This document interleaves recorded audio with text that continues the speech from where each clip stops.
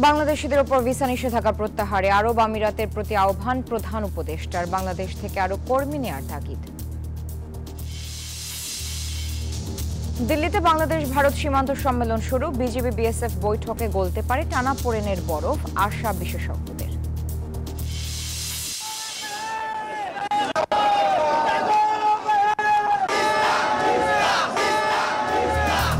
তিস্তা বাঁচাও কর্মসূচিতে লাখো মানুষের পদযাত্রা। ভারতকে নদীর ন্যায্য হিস্সা দেওয়ার আহ্বান, নইলে আরো কঠোর কর্মসূচির হুঁশিয়ারি।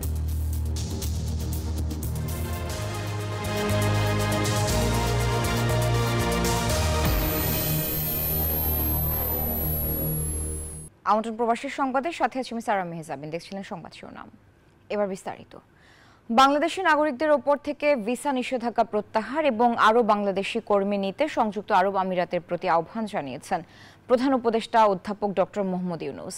রাজধানী ফরেন সার্ভিস একাডেমিতে এক প্রেস ব্রিফিংয়ে প্রেস সচিব শফিকুল আলম বলেন, দুবাইয়ে দুদিন ব্যাপী ওয়ার্ল্ড গভর্নমেন্ট সামিটে অংশগ্রহণের পাশাপাশি দেশটির বেশ কয়েকজন মন্ত্রীর সঙ্গে ভিসা ইস্যুতে কথা বলেন ডক্টর ইউনূস। সাংবাদিকদের এক প্রশ্নের জবাবে প্রেস সচিব বলেন, জাতিসংঘের প্রতিবেদন প্রকাশিত হবার পর শেখ হাসিনার বিচার নিয়ে এখন চাপ সৃষ্টি হচ্ছে। এই বিচার সরকারের মূল লক্ষ্য। এছাড়াও আওয়ামী লীগের যে সমস্ত নেতাকর্মী সমর্থক জুলাই অভ্যুত্থানে গণহত্যার সাথে জড়িত তাদের সবার বিচার হবে বলেও জানান প্রেস সচিব।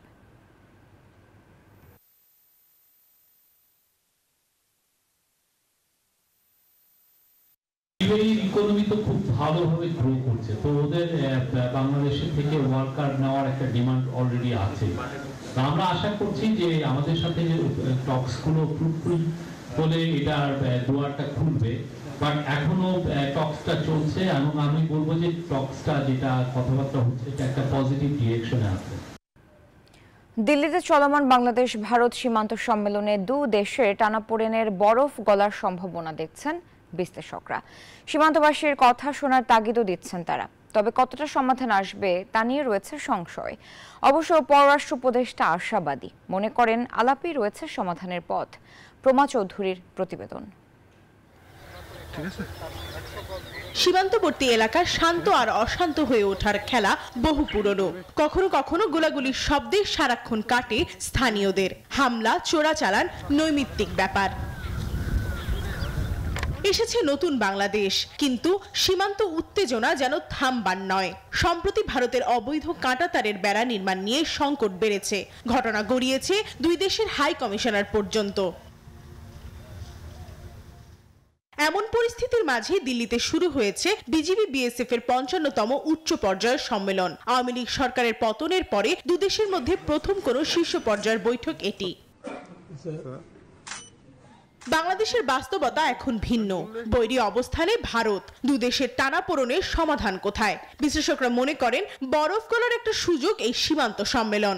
দুই দেশের সাম্প্রতিক প্রেক্ষাপটে টানাপোড়েন একটু আছে, এটা আমরা স্বীকার করছি, এবং সেই কারণেই আলাপ আলোচনাটা চালিয়ে যাওয়াটা গুরুত্বপূর্ণ। সেই প্রেক্ষাপট থেকে আমার ধারণা এই বৈঠকটা একটু বিশেষ গুরুত্ব বহন করে। এই কূটনীতি বিশ্লেষক মনে করছেন সীমান্তবর্তী মানুষের সঙ্গেও কথা বলতে হবে। তারা কেমন সমাধান চান বুঝতে হবে সেই দিকটাও। পররাষ্ট্রনীতির সব বিষয়গুলোই মনে রাখতে হবে যে অনেক সময় সরকার কেন্দ্রিক হয়ে যায়। জনগণের সাথে কতখানি কনসালটেশন করে এই আলোচনা হয় কিনা, কারণ এটা অনেকটা নিয়ম হিসাবে এই আলোচনা বসে দুপক্ষ, এবং অনেকটা কি বলা হয় বসার জন্যই বসে মনে হয়। এই জায়গায় পরিবর্তন যদি আনতে হয় তাহলে আরও সিরিয়াসলি আমার মনে হয় জনগণের স্টেক হোল্ডার যারা আছেন যে কনসালটেশন দরকার। সীমান্ত সম্মেলনে কতটা সমাধান আসবে তা নিয়ে সংশয়ের কথাও জানাচ্ছেন বিশেষজ্ঞরা। তবে ইতিবাচক মনোভাব দেখিয়েছেন বাংলাদেশের পররাষ্ট্র উপদেষ্টা। এক সাক্ষাৎকারে তার আহ্বান ভারত যেন নতুন বাংলাদেশের বাস্তবতা মেনে নেয়। আলাপ আলোচনার মাধ্যমেই আসতে পারে সকল সমাধান। প্রমা চৌধুরী, নিউজ 24, ঢাকা। তিস্তা নদীর ন্যায্য হিস্সার দাবিতে শেষ হলো বিএনপির টানা 48 ঘন্টার কর্মসূচি জাগো বাহে তিস্তা বাঁচাই। দাবি আদায় পয়েন্টে পয়েন্টে পদযাত্রা, নদী তীরে দিনরাত অবস্থান আর পানিতে নেমে প্ল্যাকার্ড প্রদর্শন করেছে তিস্তা পাড়ের মানুষ। স্থানীয়দের স্বার্থ সম্পৃক্ততা থাকায় ভিন্ন মাত্রা পেয়েছে বিএনপির এই কর্মসূচি।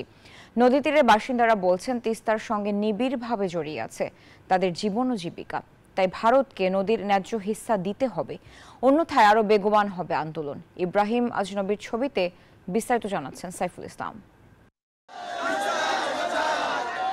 জাগো বাহে তিস্তা বাঁচাই কর্মসূচি ঘিরে টানা 2 দিন ধরে বিএনপি নেতাকর্মীদের সরব উপস্থিতি। পানির ন্যায্য হিস্সার দাবিতে উত্তর জনপদে এই প্রথম এত বড় শোডাউন করল দলটি। এই কর্মসূচিকে কেন্দ্র করে ব্যাপক উৎসবমুখর পরিবেশ সৃষ্টি হয় তিস্তা পারে। তিস্তা নদী রক্ষা আন্দোলনের ব্যানারে নদী বেষ্টিত লালমনিরহাট, কুড়িগ্রাম, নীলফামারী, রংপুর ও গাইবান্ধা জেলার 11টি পয়েন্টে 48 ঘন্টা অবস্থান করেন উত্তরবঙ্গের লাখ লাখ মানুষ। তিস্তা পারের অধিবাসীদের দাবি, নদীর সঙ্গে নিবিড়ভাবে জড়িয়ে আছে এই এলাকার মানুষের জীবন ও জীবিকা। বলেন যে তিস্তা একসময় উত্তর জনপদের আশীর্বাদ ছিল, ভারতীয় আগ্রাসনের কারণে তা এখন পরিণত হয়েছে অভিশাপে। এখানে তিস্তা মহাপরিকল্পনা আছে, সেটার আমরা বাস্তবায়ন চাই এবং বর্ষা হলে ভারত থেকে পানি ছেড়ে দেওয়া হয়, সেটা যেন না হয়। এই তিস্তার ন্যায্য পানি, ন্যায্য হিস্সা আমাদেরকে যেন দেওয়া হয়। পদযাত্রার পর নদীতে নেমে নানা দাবি সম্বলিত প্ল্যাকার্ড প্রদর্শন করেন আন্দোলনকারীরা। ভারত থেকে তিস্তার পানির ন্যায্য হিস্সা আদায়ে অন্তর্বর্তী সরকারের জোরালো পদক্ষেপ কামনা করেন তারা। সকল পেশাজীবীর মানুষ আমাদের সঙ্গে একত্রিত হয়ে আপনার এখানে একাত্মতা প্রকাশ করেছে। তিস্তা মহাপরিকল্পনা এখানে বাস্তবায়ন হলে এখানে নগরায়নের সৃষ্টি হবে। ভারত কখনো চায় না যে তিস্তা মহাপরিকল্পনা বাস্তবায়ন হোক। তিস্তা নদী রক্ষা আন্দোলনের আহ্বায়ক আসাদুল হাবিব দুলু জানান, তিস্তাকে বাঁচাতেই তাদের এই আন্দোলন। দরকার হলে ভবিষ্যতে দেয়া হবে আরো কঠোর কর্মসূচি। পতিত সরকারের নতজানু পররাষ্ট্রনীতির কারণে তিস্তা চুক্তি স্বাক্ষরিত হয়নি। আজকে গোটা রংপুরের 5টি জেলার মানুষ আজকে হাহাকারে পরিণত হয়েছে, মরুভূমিতে পরিণত হয়েছে। আমরা দেখিয়ে দিতে চাই যে যেখানে তিস্তা প্রমত্ত ছিল, বহমান ছিল, সে তিস্তা নদী এখন শুধু বালু আর বালু। 2 দিনব্যাপী কর্মসূচিতে গণসমাবেশ ও সাংস্কৃতিক অনুষ্ঠানের পাশাপাশি নানা খেলাধুলা আয়োজনের মাধ্যমে তিস্তা পাড়ের মানুষের দুঃখ দুর্দশার চিত্র ফুটিয়ে তোলেন আয়োজকরা। তিস্তা নদী ছিল উত্তরবঙ্গের মানুষের জন্য আশীর্বাদ, কিন্তু ভারত পানির ন্যায্য হিস্সা না দেওয়ায় এবং তিস্তা রক্ষায় মহাপরিকল্পনা বাস্তবায়ন না হয় তিস্তা এখন উত্তর জনপদের দুঃখের নাম। তাই এই 48 ঘন্টার কর্মসূচি থেকে উত্তরবঙ্গের 5 জেলার মানুষের স্পষ্ট বার্তা, যে কোনো মূল্যে বাস্তবায়ন করতে হবে তিস্তা মেগা প্রকল্প এবং ভারত থেকে আদায় করতে হবে পানির ন্যায্য হিস্সা। সাইফুল ইসলাম, নিউজ 24, লালমনিরহাট। আওয়ামী লীগ আমলে ভারতের সঙ্গে করা সব অসম চুক্তি পুনর্বিবেচনার দাবি জানিয়েছেন বিএনপির ভারপ্রাপ্ত চেয়ারম্যান তারেক রহমান। প্রতিবেশী দেশ ভারত আন্তর্জাতিক সব রীতিনীতি লঙ্ঘন করে কেবল স্বৈরাচার শেখ হাসিনাকে মনে রেখেছে, কিন্তু মনে রাখেনি বাংলাদেশ ও বাংলাদেশের জনগণকে।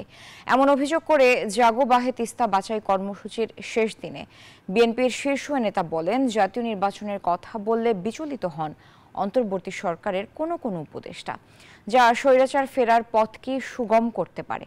তিস্তা বাঁচানোর পাশাপাশি বাংলাদেশ বাঁচাতে সবাইকে ঐক্যবদ্ধ থাকার আহ্বান জানান তারেক রহমান। জাগো বাহে তিস্তা বাঁচাই কর্মসূচির দ্বিতীয় দিনে সমাপনী বক্তব্য রাখেন বিএনপির ভারপ্রাপ্ত চেয়ারম্যান তারেক রহমান। তখনও তিস্তা নদীর পাড়ে দাঁড়ানো উত্তর জনপদের হাজার হাজার মানুষ, উত্তরাঞ্চলের এই যে লাখো কোটি মানুষ। সংক্ষিপ্ত বক্তব্যে বাংলাদেশ ভারত সম্পর্ক, তিস্তার ন্যায্য হিস্সা আর সীমান্ত হত্যা সহ সমসাময়িক রাজনীতির নানা ইস্যুতে কথা বলেন তারেক রহমান। অভিযোগ করেন, ভারত কেবল স্বৈরাচারী শেখ হাসিনাকে মনে রেখেছে, বিন্দুমাত্র মনে রাখেনি বাংলাদেশকে। প্রতিবেশী দেশের সঙ্গে প্রয়োজনে সকল অসম, অন্যায্য এবং একতরফা যে সকল চুক্তি, এইগুলো পুনর্মূল্যায়ন কিংবা পুনর্বিবেচনা করা দরকার। স্বৈরাচার বলেছিল, ভারতকে যা দিয়েছি সেটি তারা সারা জীবন মনে রাখবে। এই ভারত শুধু পলাতক স্বৈরাচারকেই মনে রেখেছে, বাংলাদেশের জনগণকে তারা মনে রাখেনি। অঙ্গীকার করেন, জনগণের ভোটে ক্ষমতায় গেলে তিস্তা মহাপরিকল্পনা বাস্তবায়ন করবে বিএনপি। রাষ্ট্র জনগণের সমর্থনে আল্লাহর রহমতে রাষ্ট্র পরিচালনার দায়িত্ব পেলে আগামী দিনে অবশ্যই আমরা অগ্রাধিকার ভিত্তিতে তিস্তা মহাপরিকল্পনা বাস্তবায়নের সব রকম উদ্যোগ আমরা ইনশাআল্লাহ গ্রহণ করব। বিএনপির ভারপ্রাপ্ত চেয়ারম্যান বলেন, নির্বাচন নিয়ে এক এক উপদেষ্টার এক এক রকমের বক্তব্য স্বৈরাচারের পথকে সুগম করবে বলেও মন্তব্য করেন তিনি। গণতন্ত্রের পক্ষের শক্তি কিংবা সরকারের কোনো হঠকারী সিদ্ধান্তের কারণে যাতে এই খুনি পলাতক স্বৈরাচার আর তার দোসররা পুনর্বাসনের সুযোগ না পায়, সে ব্যাপারে আমাদের সকলকে সতর্ক থাকতে হবে। পুরো সময় জুড়েই বেশ প্রাণবন্ত দেখা গেছে তারেক রহমানকে। আশা করেন আর নদী তীরে নয়, দেখা হবে সশরীরে নিজ বাড়িতে। বক্তব্যের শেষ দিকে বিএনপির ভারপ্রাপ্ত চেয়ারম্যান বলেন, শুধু তিস্তা বাঁচালে হবে না, বাঁচাতে হবে সমগ্র বাংলাদেশকে। জাগো বাহে, দেশ বাঁচাও। আসুন, এই হোক আমাদের স্লোগান, এই হোক আমাদের শপথ আজকের। মাসুদ সুমন, নিউজ 24। সৌদি আরবে বাংলাদেশি সফল উদ্যোক্তাদের উৎসাহিত করতে আকর্ষণীয় পুরস্কার দেওয়া হয়। রাজধানী রিয়াদে আকবর আলম ট্রাভেলস অ্যান্ড ট্যুরিজম কোম্পানির উদ্যোগে জমকালো আয়োজনের মাধ্যমে একটি 5 তারকা হোটেলে প্রবাসী উদ্যোক্তাদের মাঝে পুরস্কার বিতরণ করা হয়। সফল উদ্যোক্তাদের হাতে প্রাইভেট কার, মোটরসাইকেল সহ বিভিন্ন পুরস্কার তুলে দেন আকবর আলম ট্রাভেলস অ্যান্ড ট্যুরিজম কোম্পানির জেনারেল ম্যানেজার ওয়ালিদ আব্দুল আজিজ আল দাখিল। এ সময় উপস্থিত ছিলেন আকবর কোম্পানির কর্মকর্তা কর্মচারী, বাংলাদেশি উদ্যোক্তা সহ অভিবাসী ব্যবসায়ীরা।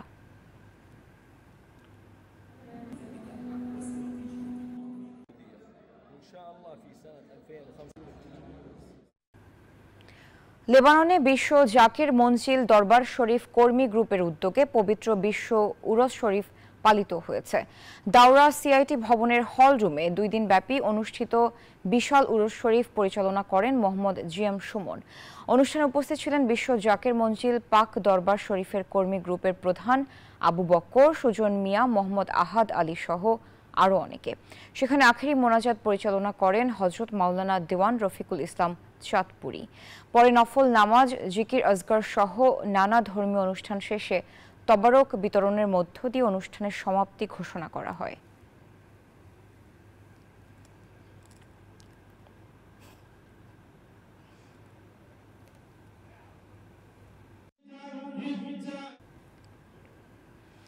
আন্তর্জাতিক মাতৃভাষা দিবস উপলক্ষে আগামী 21 ফেব্রুয়ারি স্পেনের বার্সেলোনায় 21শে মেলা অনুষ্ঠিত হবে। বার্সেলোনা বাংলাদেশি কমিউনিটির উদ্যোগে বাংলাদেশে অধ্যুষিত এলাকা রমলা দেল রাভালে থাকবে এ নিয়ে নানা আয়োজন।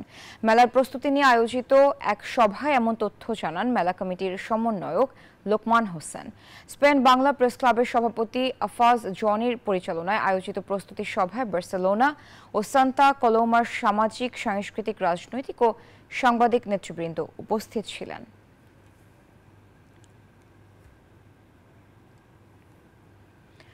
ইতালির রাজধানী রোমে আয়োজিত এম্বাসি গোল্ড কাপ ফুটবল টুর্নামেন্টের জমজমাট ফাইনালে চ্যাম্পিয়ন হয়েছে মার্কোনি ডিফেন্ডিং কিং। পুরস্কার বিতরণী অনুষ্ঠানে আয়োজকরা বলেন, ফুটবলের দেশ ইতালিতে একদিন বাংলাদেশি ছেলেরা বিভিন্ন ক্লাবে খেলার যোগ্যতা অর্জন করবে। এ সময় ইতালিতে খেলাধুলার ক্ষেত্রে বাংলাদেশ সরকারের পৃষ্ঠপোষকতাও আশা করেন তারা। ইতালি থেকে এমডি রিয়াজ হোসেনের রিপোর্টে দেখুন বিস্তারিত। রোম দূতাবাসের সহযোগিতায় বেশ কয়েক বছর ধরে বাংলাদেশ জাতীয় ক্রীড়া সংস্থা ইতালি রোমে ফুটবল সহ অন্যান্য খেলাধুলার আয়োজন করে আসছে। গেল বছরের মতো এবারও বর্ণাঢ্য আয়োজনে অনুষ্ঠিত হলো এম্বাসি গোল্ড কাপ ফুটবল টুর্নামেন্টের ফাইনাল খেলা। এই ফাইনালে মার্কোনি ডিফেন্ডিং কিং চ্যাম্পিয়ন হবার গৌরব অর্জন করেছে। রানার্স আপ হয়েছে ঢাকা যুব ক্রীড়া ইতালি। রোমের শান্তশেলে ফুটবল মাঠে আয়োজিত এই ফাইনাল খেলা দেখতে প্রবাসী বাংলাদেশিরা উপস্থিত ছিলেন। খেলাধুলার মাধ্যমে যুব সমাজকে মাদক সহ অন্যান্য কর্মকাণ্ড থেকে দূরে রাখা সম্ভব বলে মনে করেন তারা।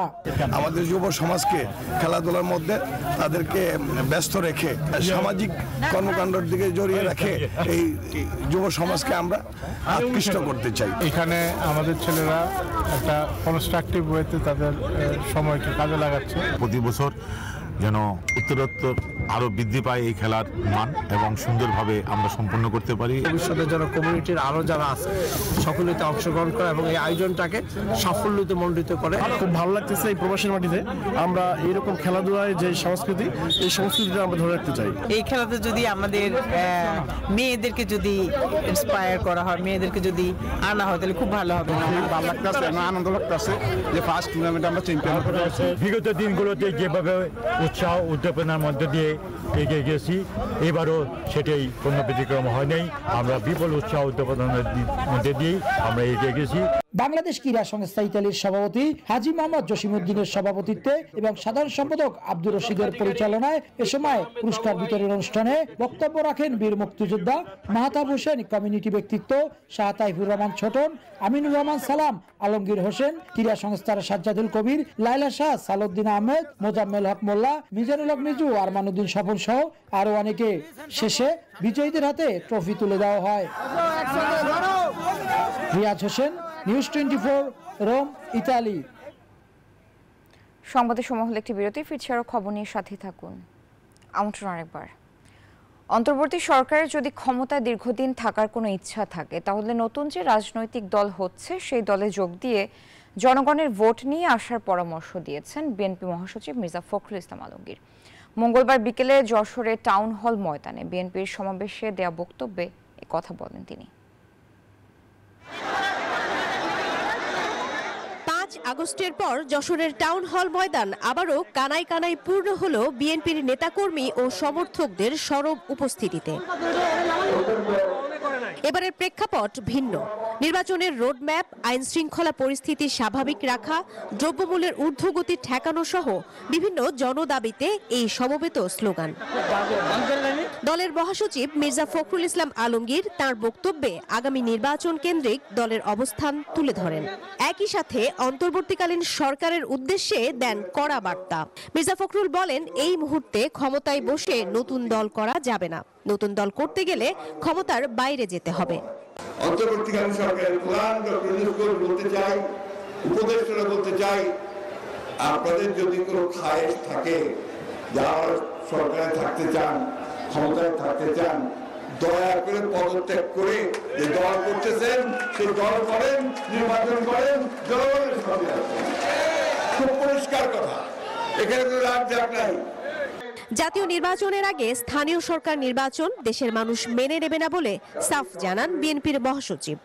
যখনই এই নির্বাচনগুলোকে আগে করতে যাবেন, এলাকায় এলাকায়, পাড়ায় পাড়ায়, বিভিন্ন গ্রামে গ্রামে ওই আওয়ামী লীগের দুষ্টরা মাথা চারা দিয়ে ঘুরবে না, তারা আবার মেম্বার ইলেকশন করতে চাইবে না, তারা এখন ঢুকে গেছে, বেরিয়ে আসবে, আর এলাকায় এলাকায় গোলযোগ সৃষ্টি হবে, প্রবলেম শুরু হবে।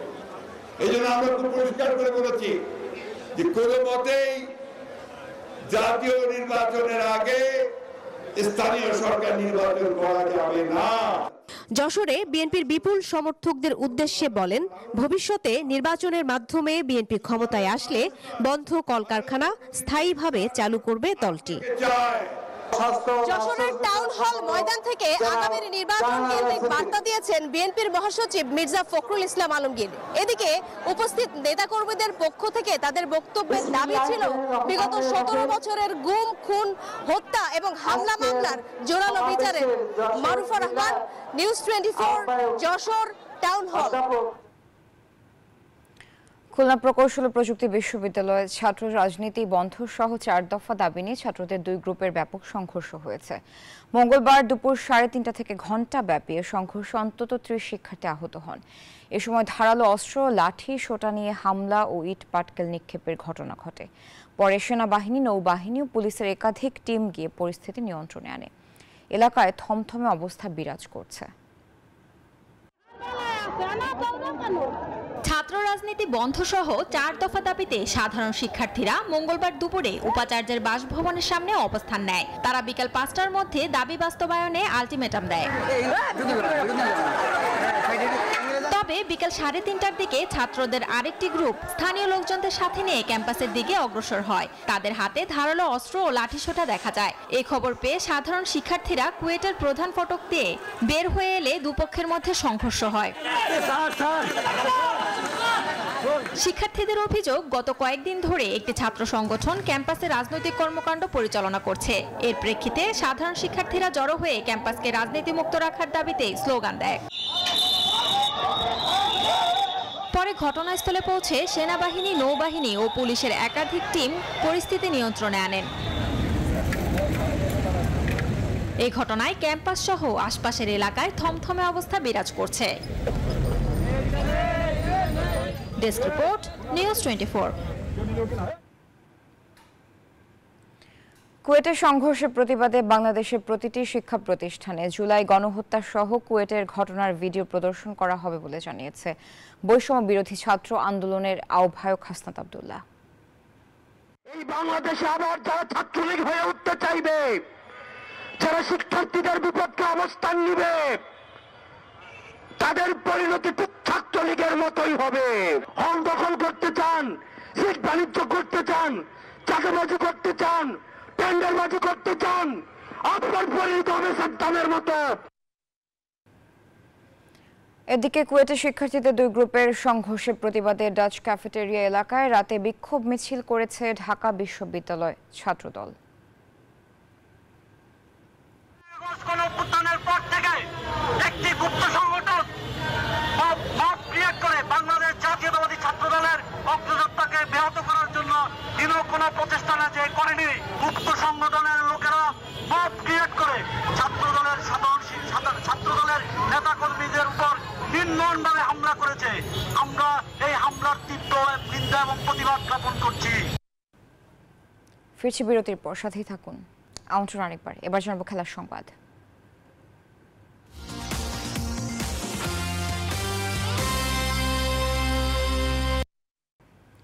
7 বছর পর আবারও মাঠে গড়াতে যাচ্ছে আইসিসি চ্যাম্পিয়ন্স ট্রফি।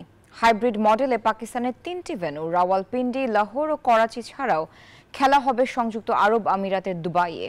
আজ পাকিস্তান ও নিউজিল্যান্ডের ম্যাচ দিয়ে পর্দা উঠবে এই মর্যাদাপূর্ণ টুর্নামেন্টের। শুরু হচ্ছে মিনি বিশ্বকাপ খ্যাত চ্যাম্পিয়ন্স ট্রফির আসর। হাইব্রিড মডেলে পাকিস্তান ও দুবাইয়ে অনুষ্ঠিত হবে 8 দলের এই টুর্নামেন্ট। স্বাগতিক পাকিস্তানের সঙ্গে 15 ম্যাচের এই আসরে অংশ নিচ্ছে ভারত, নিউজিল্যান্ড, বাংলাদেশ, দক্ষিণ আফ্রিকা, ইংল্যান্ড, অস্ট্রেলিয়া ও আফগানিস্তান। দুটি ভিন্ন গ্রুপে গড়াবে খেলা, যেখানে এই গ্রুপে পড়েছে বাংলাদেশ। টাইগারদের 3 প্রতিপক্ষ ভারত, নিউজিল্যান্ড ও স্বাগতিক পাকিস্তান। বি গ্রুপের 4 দল অস্ট্রেলিয়া, ইংল্যান্ড, দক্ষিণ আফ্রিকা ও আফগানিস্তান। 1998 সালে আইসিসি নকআউট ট্রফি নামে এই টুর্নামেন্ট শুরু হয়। আয়োজক ছিল বাংলাদেশ। 9 দলের লড়াইয়ে সেবার চ্যাম্পিয়ন হয় দক্ষিণ আফ্রিকা। দ্বিতীয় আসরও ছিল একই নামের, তবে ছিল 11টি দল। সেই আসরে চ্যাম্পিয়ন হয় নিউজিল্যান্ড। 2002 সালে তৃতীয় আসরে এসে নাম বদলে করা হয় চ্যাম্পিয়ন্স ট্রফি। সেবার যৌথভাবে চ্যাম্পিয়ন হয় ভারত ও শ্রীলঙ্কা। 2004 সালে চ্যাম্পিয়ন ওয়েস্ট ইন্ডিজ। এর পরের 2 আসরে অস্ট্রেলিয়া। 2013 সালে ভারত আর সর্বশেষ 2017 সালের আসর সেরা পাকিস্তান।